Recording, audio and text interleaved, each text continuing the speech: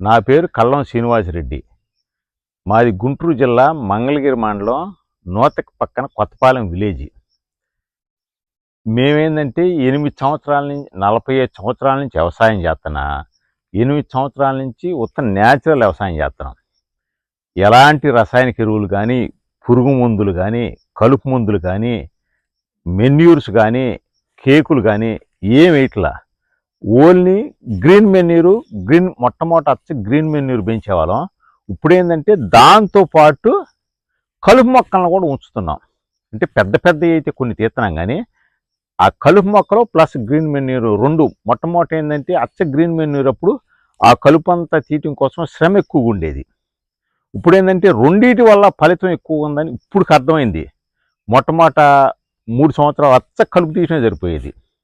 అనుకోకుండా ఏంటంటే ఒక సంవత్సరం సగం చేను కలుపు తీసిన తర్వాత వారం ముసుగు పట్టింది, 15 రోజులు. అప్పుడు తీలేకపోయాం.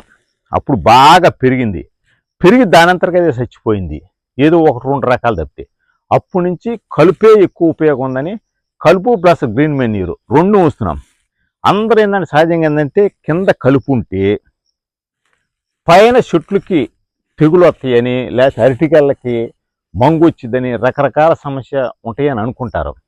అందుకని ఏంటంటే ఇప్పుడు గెల స్టార్ట్ అవుతుంది. ఇప్పుడు చూపిద్దాం. గెలల్ని నాకు ఒకసారి, మళ్ళీ సగం కాయ నాకు ఒకసారి, నరికేటప్పుడు ఒకటి. ఈ చేను మాత్రం అట్లా కంటిన్యూ చూపిద్దాం. ఎందుకంటే అందరికీ ఏంటంటే ఆ మంగు వచ్చిద్దని ఒక భయం, కాయల మీద గార వచ్చిద్ది, రకరకాలు వచ్చిద్దని. ఏమి రాదు. ఇప్పుడు ఏంటంటే ఈ సంవత్సరం ఆవాలు కూడా వేసాం ఒక వరుసలో. అంటే డిఫరెంట్ చూస్తున్నాము. మేము అనుకోవటం విడివిడి కంటే అన్నీ అసలు ఏం కదిలేయకుండానే మనం విత్తనాలన్నీ చిమ్మితే ఏయో కొన్ని రకాలు మొలుస్తాయి. కలుపు కొన్ని ఉంటాయి, ఈ కొన్ని ఉంటాయి. చూడండి, ఇందుకు ఆవాలు ఈ ఉండటం వల్ల ఏంటంటే మనకు తెలియకుండా పోతుండప్పుడు రకరకాల మన తేనెటీగలు కానీ రకరకాల మంచి రకాలైనవి మన భూమిలో ఉంటాయి. ఇదిగోండి, ఈ అరటి చెట్టు చూడండి, అసలు సైజు చూడండి. ఇది ఒక 20 రోజుల్లో ముద్ద వచ్చింది. ఇప్పుడే పిలక పెట్టాం. మళ్ళీ అసలు ఆ కలరు సైజు చూడండి ఎట్టుందో. మనం ఏంటంటే ఇవన్నీ గడ్డి గ్రీన్ మెన్యూర్ అనుకుంటున్నాం కదా, ఇవన్నీ బాగా పెరిగిన తర్వాత తీసి 2 చెట్ల మధ్యలో పడేయటం, దాని మీద డ్రిప్ అయిపోయటం. అది నానుకుంటా కిందకి బలం నిరంతరం వెళ్తా ఉంటుంది. అప్పుడు దాకా మనం ఏం చేయవసరంలా. సహజంగా ఏంటంటే మేమేంది మొట్టమొదట అరటి మొక్కలు వేసినాక చల్లేవాళ్ళం. వేసినాక కూడా చిన్న వేటర్ పెట్టి మధ్యలో కదిలిచ్చి గ్రీన్ మెన్యూర్ పెంచాం. అది శ్రమతో కూడుకున్న పని. అసలు మనం మొక్కకి ముందైనా సరే దుక్కు ఉందనుకో, దాని మీదే గ్రీన్ మెన్యూర్ చల్లితే కలుపు రెండు కలిపి వస్తాయి. అరటి మొక్క వేసి తిన్నగా మొక్క వేసుకోవటం, చిన్న మొక్క అప్పుడు మొక్క 2-3 నెలల దాకా మనం పెరగదు. కాకపోతే టిష్యూ కల్చరాలు ఒక్కళ్ళు మాత్రం ఆ మొక్క వేసేటప్పుడు మొక్క తిన్నగా క్లీన్ చేసుకోవాలి. ఈ పిలకలాలకైతే ఆ సమస్య కూడా లేదు. టిష్యూ మొక్క కోసం అయితే కొంచెం క్లీన్ చేయాలి. కానీ ఇప్పుడు చూడండి, ఇదిగో ఎంత కలుపు ఉందో చూడండి. మామూలుగా సహజంగా ఏమనుకుంటామంటే మనం అందరం ఈ కలుపు ఉండటం వల్ల దీనికి తెగులు వచ్చిద్ది, ప్లస్ బలమంతా ఇది తీసేసుకుని ఇది చెట్టు గ్రోత్ రాదు అనుకుంటాం. మాకు అసలు ఒక్కోసారి బాగా చాలా టైం పట్టేటట్టు తెలుసుకునేట్టుగా గడ్డి ఎక్కువ ఉండే కాడ లావు ఉంది చెట్టు. ఎంత ఆ చెట్టు ఒకటి పక్కన నీటుకుండ కాడ చెట్లు కంటే కూడా హెవీగా గడ్డి ఉండే కాడ చెట్టు లావు వచ్చింది. అసలు ఇది ఎండిపోయినాక ఇంకా లావు అయిపోయింది. ఇది ఆ చెట్టు చూడండి ఏ రకంగా ఉంది కలర్. అందరూ ఏంటంటే ఇది ఉండటం వల్ల చీడపిల్లలు రకరకాలు వచ్చి దీనికి వ్యాపిస్తాయి అంటారు. ఇంత మట్టుకు మేము ఇన్ని సంవత్సరాల నుంచి ఈ గడ్డి ఉండటం వల్ల దీనికి మాత్రం సమస్య రాల. కాకపోతే ఏంటంటే మాకు కూడా భయం ఉండేది. మొట్టమొదటి అమ్మో గడ్డి ఉంటే మన చుట్టూ పెరగతాయి, మొట్టమొదటికి అదే పాయింట్. అంత భయం ఉండేది. ఇప్పుడు ఏంటంటే మేము చూడంగా మాకు అర్థమైంది అనమాట. ఇప్పుడు కూడా ఏంటంటే రైతులు ఏంటంటే తను పొలంలో కొద్దిగా చేస్తే చాలు, అసలు ధైర్యంగా ఎక్కువ పొలం అయినా చేయించి భయపడాల్సిన పని లేదు. కాకపోతే ఏంటంటే వాళ్ళకి 1 సంవత్సరం అర్థం అవటం కోసం ఒక 20 సెంటు 1/2 ఎకరం వాళ్ళు సొంతంగా చేస్తే ఏంటంటే ఆ పంట కాలం వల్ల చూశారనుకో అది ఎట్టొస్తుంది, ఇది ఎలా చనిపోతుంది, ఈ గడ్డి ఉండటం వల్ల ఆ మొక్కకి ఏమన్నా చీడ వస్తుందా, ఇవన్నీ అర్థమవుతూ ఉంటుంది. అందుకని అసలు ప్రతి రైతు ముందు ట్రైల్ వేయాల. ఇదిగోండి ఇది గడ్డి చూడండి ఎంత ఉందో గడ్డి, చెట్టు చూడండి ఎక్కడ ఉందో. అసలు ఏమో అసలు భయపడుతున్నాము, మడిచికి భయం అనేది పోతే అసలు ఏముండదు. అందుకనే ట్రైల్ చూడాలా, లేకపోతే వేసిన పొలం ఒకసారి చూసుకున్నా చాలు. ఆ చెట్లు చూడండి ఎట్టొచ్చున్నాయో. ఏంటంటే సేంద్రియ వ్యవసాయం అని కొంతమంది ఇప్పుడు చేస్తున్నారు, శ్రమ ఎక్కువ అవుతుంది వాళ్ళకి. మేము కూడా మొట్టమొదట ఇదిగోండి కంది చెట్టు, ఈ కంది ఆకు రాలిద్ది, ఆకు ఒక బలం, నత్రజని ఇచ్చిద్ది, ఇది ఒక బలం, అట్ట అన్ని రకరకాల పోషకాలు ఉంటాయి. ఇదిగోండి చూడండి చెట్లు చూడండి, అసలు ఈ ముద్దు చూడండి.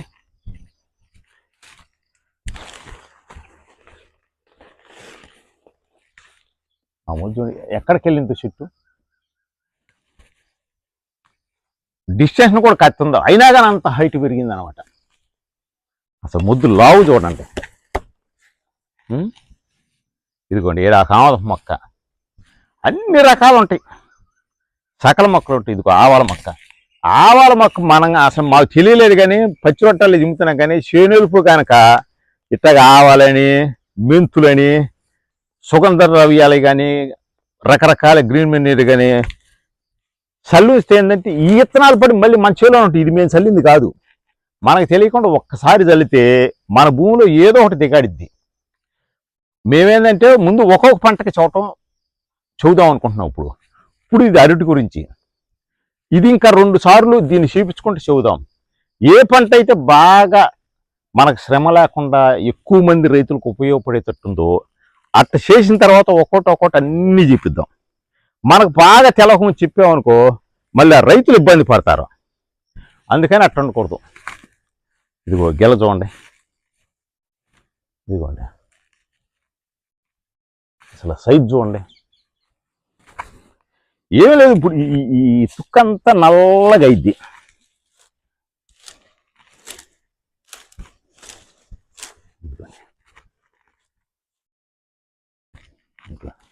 మట్టి చూడండి అట్ట వచ్చిద్దాం.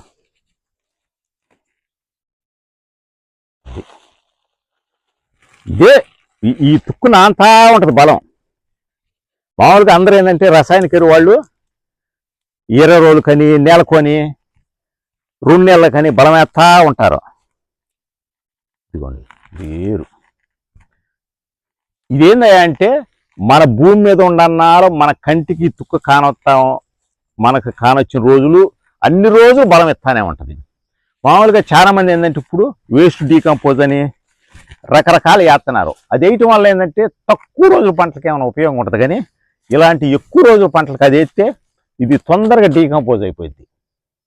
తొందరగా డీకంపోజ్ అయిపోతే అది మొక్క తీసుకోవాలి ఆ టైంలో, లేకపోతే వేస్ట్ అయిపోయింది. దీనికి ఏంటంటే మెల్లిగా కింద నుంచి మట్టి ఈ తుక్కు అంటుకుని మెల్లిగా డీకంపోజ్ అవ్వాలా, దాని కింద ఏర్లు ఉండాలా, అప్పుడు బలం తీసుకోవాలా. సిలైన్ ఎక్కినంత అదే సెలైన్ పెడతారు చూసారా, అంత పవర్ఫుల్గా చూపించింది ఈ తుక్కు. ఇప్పుడు మన వాళ్ళు మళ్ళీ కొంతమంది ఏంటంటే ఈ వ్యవసాయంలో ఎన్పికేలని రకరకాల బ్యాక్టీరియాలు వదలమంటారు. ఆ బ్యాక్టీరియాలు అన్నీ భూమిలో నుంచి తీసి డెవలప్ చేసి మళ్ళీ భూమికి వేయమంటారు. మీరు వేసే టైంలో కనుక ఏమి లేదనుకో, తుక్కు లేదనుకో, అది పనిచేయదు. ఇవన్నీ ఉన్నాయనుకో అసలు ఇక్కడే ఉంటుంది, అది మళ్ళీ తీసుకొచ్చి చేయాల్సిన పర్లేదు. సేంద్రియ వ్యవసాయం నాకు తెలిసి చాలా మంది రైతులు ఏందయ్యా అంటే శ్రమ ఎక్కువ, ఖర్చు ఎక్కువ, అందుకని చాలామంది నష్టపోతున్నారు. నాకు తెలిసి నాకు పరిచయమైన వాళ్ళని చూస్తే చాలామంది నష్టపోతున్నారు. వాళ్ళు నష్టపోకుండా ఉండాలంటే మనం బాగా సక్సెస్ అయిన పంటలు ఒక్కొక్కటి చెప్పగలిగితే, అట్టని ఇంకొక రైతులు ఉంటారు మనకు పరిచయం ఉండాళ్ళు, వాళ్ళు ఏదో చిన్న పాయింట్ ఉంటుంది వాళ్ళ దగ్గర, మంచి పాయింట్లు, అట్ట ఒకరికొకరు షేర్ చేసుకుని అట్ట చెప్పుకోగలిగితే ఎక్కువ మంది రైతులకు ఉపయోగపడింది.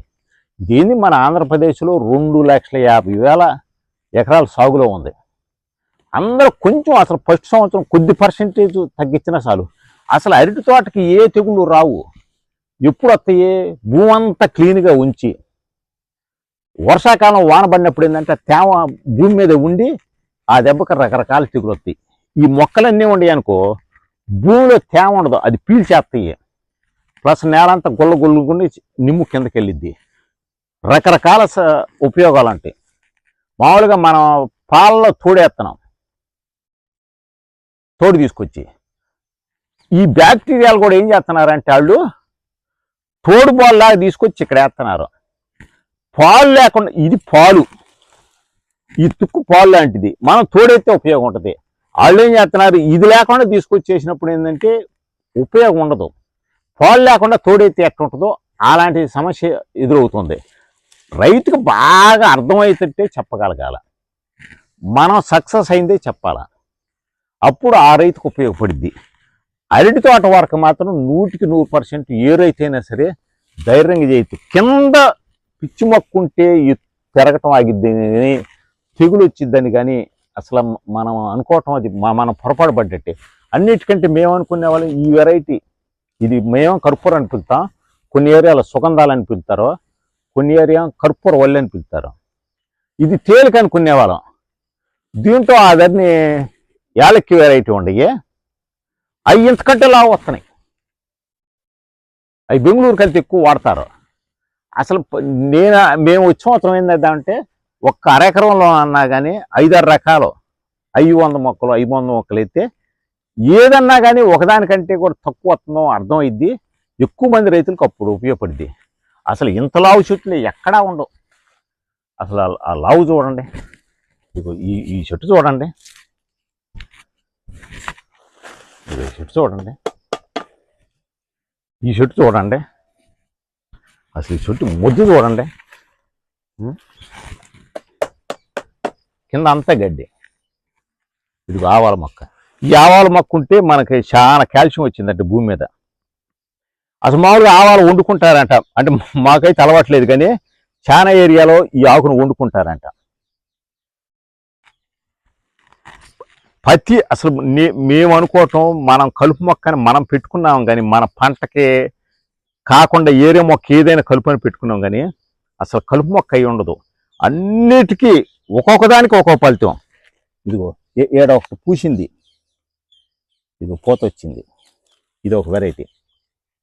దీనివల్ల మిత్ర పురుగులు ఆకర్షించే కొన్ని కొత్త మన పంటలకి పాలినేషన్ చక్కగా ఇద్ది. ఏమీ లేకుండా క్లీనింగ్ చేసిన తర్వాత అన్ని సమస్యలు వస్తాయి. సరైన ఫుడ్ కావాలంటే ఇవన్నీ ఉంటేనే. ఇప్పుడు ఏం చెబుతున్నారో, బియ్యం ఇస్తుంది కేంద్ర గవర్నమెంట్, ఆ బియ్యంలో కూడా ఫోర్టిఫైడ్ రైస్ తయారు చేసి కలుపుతున్నారు 1%. అంటే మనం తినే బియ్యంలో ఏమి లేవన్న ఉద్దేశంతో చివరికే ఆ మరమరాలలో తయారు చేసి బియ్యాన్ని దీంట్లో కలుపుతున్నారు. అంటే మనం బియ్యం పండించుకుంటున్నాం కదా, పండిన పంటే కదా తింటుంది, అవి ఎందుకు మంచిగా లేవు అంటే దాంట్లో ఏం పోషకాలు లేవు. అంటే భూమిలో ఏం పోషకాలు లేకుండా పండించిన తర్వాత ఆ పంటలో ఏం ఉండవు అని గవర్నమెంటే కనిపెట్టి ఆ బియ్యం కలిపిస్తుంది. అట్లాగే మనం ఏ కాయ తిన్నా కానీ చివరికి ఏంటంటే దానికి ఏదో తయారు చేసుకుని తినే అంత దీనికాడికి వస్తున్నాం. అందుకని ఇట్లా మంచి భూమి మీద పండిన ఏ పంట అయినా సరే ఆరోగ్యంగా ఉంటుంది. మొట్టమొదటి అసలు ఆరోగ్యం తర్వాత పండగనే భయం పోవాలి రైతుకి. అసలు ఎందుకు ఆలోచిస్తున్నాడో తెలవట్లా. అసలు పండపాఠం అనేది లేనే లేదు. అసలు ఈ రకంగా చూడండి, అసలు రంగు చూడండి తోటలు. అది ఆ చెట్టు చూడండి ఎంతలా ఉందో, అది అసలు ఏ చెట్టు అయినా మన తాడి చెట్లు పెరిగినట్టు పెరుగుతున్నాయి. ఈ సంవత్సరం విచిత్రం ఏంటంటే ఈ చేలో మేము 10 సంవత్సరం అంతా గ్రీన్ మెన్యూర్ వేసేవాళ్ళం. ఈ సంవత్సరం ఒక వరుస గ్రీన్ మెన్యూర్ వేసాం, ఒకసారి ఉత్త గడ్డే పెంచాం. అందుకని ఇది బాగా వచ్చింది. ఇంకో చేను ఉంది, అది కూడా 4-5 పాటలకి తీద్దాం, అది మొత్తం గ్రీన్ మెన్యూర్ పెంచాం. గ్రీన్ మెన్యూర్ మొత్తం పెంచిన దానికంటే మిక్స్డ్ గడ్డి ప్లస్ గ్రీన్ మెన్యూర్ ఇది వచ్చినట్టు అది రాల. అసలు మాకు ఆశ్చర్యం అవుతుంది, ఎందుకు రాలేదో తెలవట్లా. అంటే గ్రీన్ మెన్యూర్లో కొన్ని రకాల పోషకాలు ఉంటున్నాయి, భూమి మీద పుట్టిన అన్ని రకాల కలుపుల్లో రకరకాల ఒకదాంట్లో ఒకటి రకరకాల ఉండి అన్ని పోషకాలు అవుతుంది. అసలు మన పంట ఎత్తాటి పంట అయితే కలుపు గురించి మనం ఆలోచించడం ఎందుకు. ఇదిగో పుట్టింది, ఒకవేళ ఇంత మొక్క అయింది అనుకో, ఇటు కోసేయండి, ఇటు కోసేయండి. అసలు భూమిలో ఇటు ఏరుతో సహా పీకటం ఎందుకు, ఈ బాగు చేయటం ఎందుకు? ఇది ఉండేది ఏడా చిప్పిరి గడ్డి ఉంది, అన్నిటికంటే మంచిది. ఈ చిప్పిరి గడ్డి బాగా పెరిగితే ఇంత పెరిగిద్ది, మన అరటి చెట్టు ఆడకు పెరిగిద్ది. ఇది చేయాల్సిన అవసరం లేదు. రైతులు కనుక ఈ వీడియోని స్లోగా 1-2 సార్లు అర్థమయ్యేటట్టు చూస్తే బాగా అర్థమైంది. ఇప్పుడు మొన్న ఒక ఆయన మన వీడియోకి ఒక వీడియో కామెంట్ పెట్టాడు, వానపాముల ఎరువు మంచిదా చెదల పురుగులు మంచియా అని పెట్టారు. వానపాముల ఎరువు మంచియే, కానీ నాకు తెలిసి మన భూమిలో కానీ చెదల పురుగులు ఎక్కువగా ఉంటే ఈ పొలంలో తింట చెదల పురుగు తిన్న తర్వాత భూమి పడిన తర్వాత ఆ చెదల మట్టి ఆపడనే ఏమవుతుందో బయదలేదు. కానీ ఎప్పుడన్నా వర్షం పడినా లేకపోతే మేము వాటర్ కడతాం భూమి అంతా 2 నెలలకోసారి నెలకోసారి, అప్పుడు ఈ తుక్కు నానిద్ది, ప్లస్ ఆ చెదల పురుగు మట్టి నానిద్ది. అసలు వాటర్ కట్టంగానే ఒకసారి నల్లగా వస్తున్నాయి. అన్నిటికంటే చెదల పురుగులు గనక పుల్లని తిని విసర్జించిందంటే వానపాముల ఎరువుకు మించే ఉంటుందని నేను అనుకుంటున్నా. అంటే మనం కొంచెం లెక్క అచ్చగా ఆ చెదల మట్టిని కానీ కొన్ని మొక్కలకు పోసి చూస్తే మనకు బాగా అర్థమైద్ది. చెదల పురుగు పచ్చి మొక్కను ఎప్పుడు తినదు. అసలు అందరూ భయపడి చెదల పురుగు కూడా రాకూడదని ఏదో ఒక మందులు కొడతాం, ఏదో ఒకటి చేస్తున్నారు. కానీ చెదల పురుగు పచ్చి చెట్టుని ఎప్పుడు ఏమి చేయలేదు. అట్ట చేయటం అయితే ఈ పాటికి అడవులు మొత్తం ఎప్పుడో చచ్చిపోయి అడవులు నిండా చెదలే ఉంటుంది. అవి కూడా ఏమవకుండా ఉంటున్నాయి అంటే అది ఏమి చేయలేదు. ఎండిపోయిన పుల్ల మాత్రం తినేసిద్ది. ఇది విసర్జించిందంటే ఇప్పుడు అది తింటుంది పుల్లనే, తిని విసర్జించిందంటే దాని అర్థమైంది ఇది మొత్తం మన భూమికి వచ్చినట్టే. అది అట్ట రైతులు ముందు అసలు రైతులు భయం బాగొట్టుకుంటే చాలు ఈ వ్యవసాయం ఊరనే చేయగలుగుతారు. భయం బాగొట్టుకోవాలా, బ్యాక్టీరియా అవసరం ఉందా, అసలు బ్యాక్టీరియా నేను చానించి తెస్తున్నాం, ఈ భూమిలో నుంచి తెస్తున్నాం, ఈ మట్టిలో నుంచి తీసుకెళ్ళి మళ్ళీ తీసుకొచ్చి ఇక్కడే వేస్తున్నాం. అసలు ఇక నుంచి తీసుకెళ్తాం ఎందుకు, మళ్ళీ ఇక్కడ వేయటం ఎందుకు, ఇక్కడ లేకపోతే తీసుకొచ్చి చేయాలా. ఏది క్లీన్గా ఉండే భూముల్లో కొత్తలో వ్యవసాయం చేయాలంటే అప్పుడు కూడా 1 సంవత్సరం వల్ల ఎలాంటివి పెంచుకుంటే అసలు అవసరంగా ఉండదు. ఏమీ లేదన్న ఉద్దేశంతో వేస్తున్నారు. కానీ పచాళ్ళు ఏంటంటే 10 రోజులకు ఒకసారి బ్యాక్టీరియా అయింది, నెలకోసారి చెట్లకి కషాయాలు స్ప్రే చేయండి. అసలు అవసరం అయితే స్ప్రే చేయొచ్చు, అసలు అవసరం లేకుండా స్ప్రే చేసి తెలియకేంది.